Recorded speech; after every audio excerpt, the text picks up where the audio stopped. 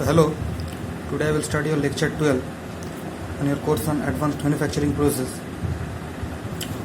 Okay, so today we will discuss about the various steps of the rapid prototyping process, which I have already discussed in the previous lecture. So as you already know, there are 5 steps in the rapid prototyping process. So what are these 5 steps? That is creating a CAD model. First step. The second step is to convert the CAD model into the STL format. Thirdly, to slice the STL into cross-sectional layers. The fourth step is the constructing the model from constructing the model one layer upon another. Okay, and then the clean and finish the model. That is the 5th step. So these are the 5 steps which I have already discussed in the previous lecture. Now we will discuss about the steps one by one. So the first 3 steps are related to the generation of the layer model. The first 3 steps are related to the generation of the layer model, and the last 2 steps are related to the generation of the physical model. Okay. Then after these 2 main steps, then comes the post processing or the finishing, and then the prototype is to be tested and the final prototype is to be prepared. So see here, these first 3 steps are related to the generation of the layer model, and the next 2 steps to the generation of the physical model, and then comes the process of finishing and testing. So while testing, if the prototype is okay, then we will go for the final prototype, and if there are some shortcomings, the prototype is not okay, then we will again send the model for CAD modeling, and we have to change the model. Some changes will be incorporated in the CAD file. Then it will be sliced. The model will be sliced and the physical prototype will be fabricated. Then the steps will follow from slicing to the generation, and again we will go for testing and see whether the prototype is tested it is okay or not. So this is the RP system, rapid prototyping system, which involves software as well as hardware intervention. Now we will study the steps of the prototyping system one by one. The first step is the creation of the CAD model for the design.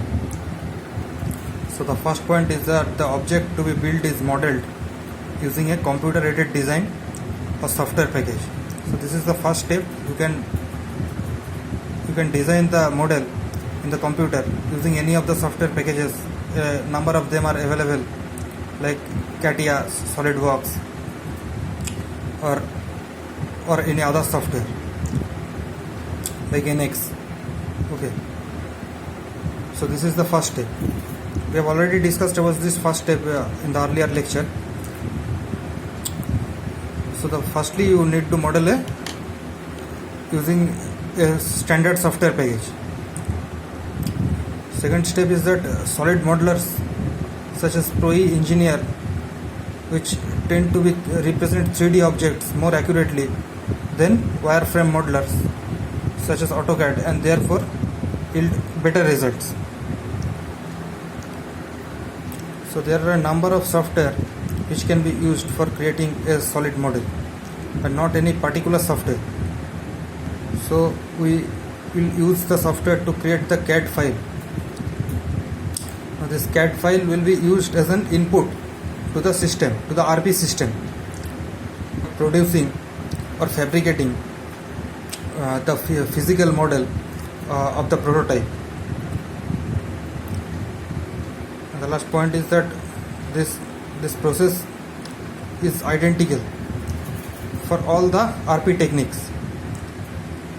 This process is identical for all the RP techniques. So this process is required for all the RP techniques. This generating the CAD file, and I must name you a few RP techniques. The examples of a few rapid prototyping techniques, as see over here: photo masking or solid ground curing technique. Then comes the laminated object manufacturing, in which the material is filled layer by layer. A third technique is the stereolithography technique.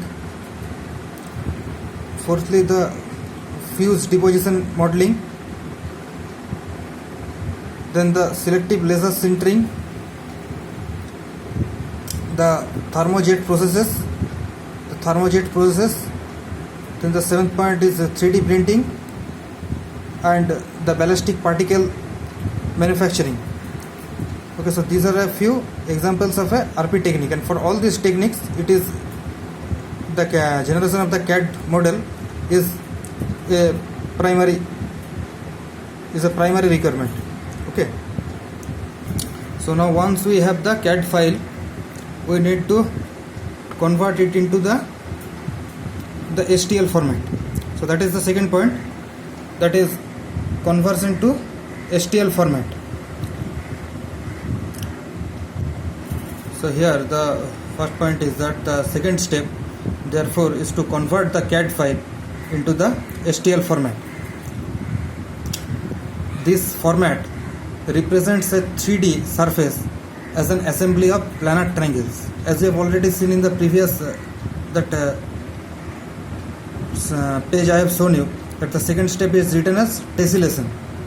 The tessellation, that is the representation of the file in form of triangles, in form of planar triangles. Okay, that is the tessellation. So we divide the surface in a planar manner in the form of planar triangles. Okay, so the next point, see over here, the STL files use planar elements. They cannot represent carved surfaces exactly. Increasing the number of triangles improves the approximation.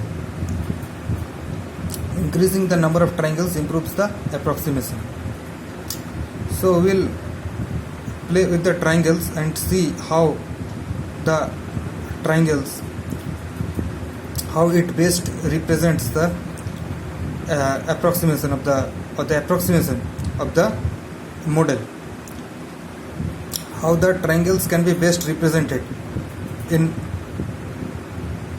depicting the model in a planar form. The third step, as you can see, is the slice the STL file. So we'll slice the file into, so that we can see in how many steps the actual processing of the model it takes place. So we'll slice into layers. So we'll slice according to how the processing takes place, and we'll determine the thickness of the individual slice, and we'll see how many steps the actual processing takes place, in how many steps. So see over here, in the third step, a pre-processing program prepares the STL file to be built. A pre-processing program prepares a STL file to be built, and this pre-processing software slices the STL model into a number of layers.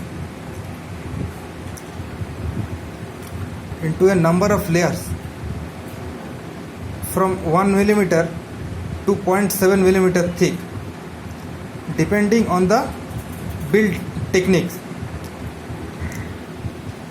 So build technique is the name of any particular process that is to be used.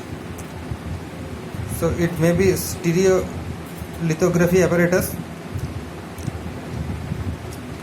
So depending upon the technique, we will determine the thickness of the slice, which may be 0.2 millimeter or 0.5 millimeter or 0.6 millimeter. Okay, so depending upon the prototyping technique, like stereolithography, okay, 3D printing, and so on.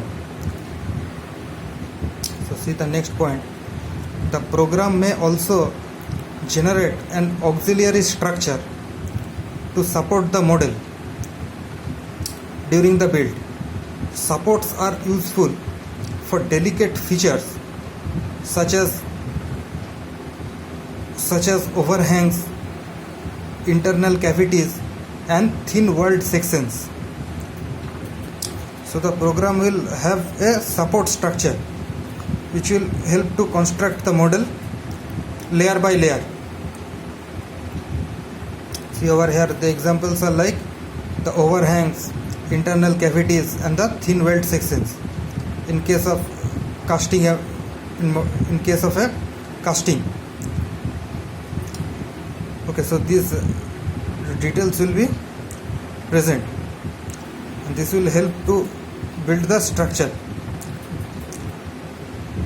So this support structure can be erased or removed in the later stage when the prototype is ready.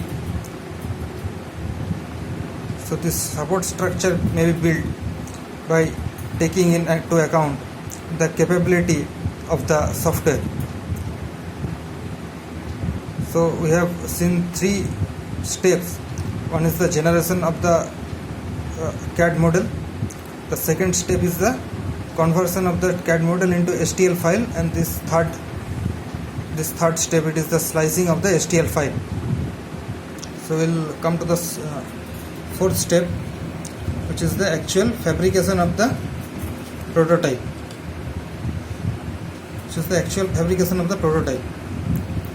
So see over here, the fourth step is the actual construction of the part. RP machines build one layer at a time from polymers, paper, or powdered metal.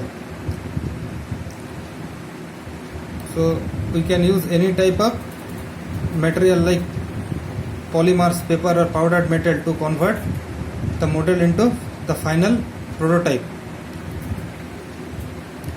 So these are the raw material which goes for the conversion of the prototype. Third point is most machines are autonomous, which need very little human intervention. The most machines are autonomous, needing very little human intervention. So the most of the machines are fully automatic, which does not require any operator or any human intervention. Okay, so you can see that the model generated will be very accurate. And then we come to the last the final step for any rapid prototyping process, which is clean and finish. So the final step is post processing. This involves removing the prototype from the machine and detaching any supports. So this involves removing the prototype and from the machine and detaching any supports. So as we have discussed in the third step, when we are slicing the file into layers, we are also taking into account the special support structures that are needed in the model, such as the overhangs, the internal cavities, and the walled sections, etc. So we have built up the support structure while building the prototype in layer by layer. So these support structures are not needed permanently, so these will be cleaned, they will be removed in this final step.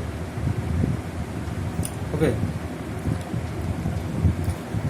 Secondly, the some photosensitive materials which need to be fully cured before use. So some processes needs curing. That means keeping the prototype at a fixed temperature, okay, for some specified time. So some materials like polymers are required in this step. Thirdly, the prototypes may also require minor cleaning and surface treatment. So this is obvious that some of them may require cleaning and treatment. The last point, that is the sanding, sealing and painting the model will improve its appearance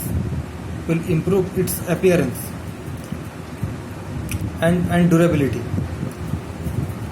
So this is the last point. The sanding, sealing and painting the model will improve its appearance and durability. Then the last step involves taking out of the prototype and cleaning, finishing and doing some surface treatment on the prototype. The last step involves taking out the prototype and doing some operations like cleaning, painting and other surface treatments to improve its appearance. Okay. So this is all about the last step, that is cleaning and finishing, the last step of rapid prototyping. Now we will see the few advantages of this rapid prototyping process. So here these are the few advantages of the rapid prototyping process. As you can see,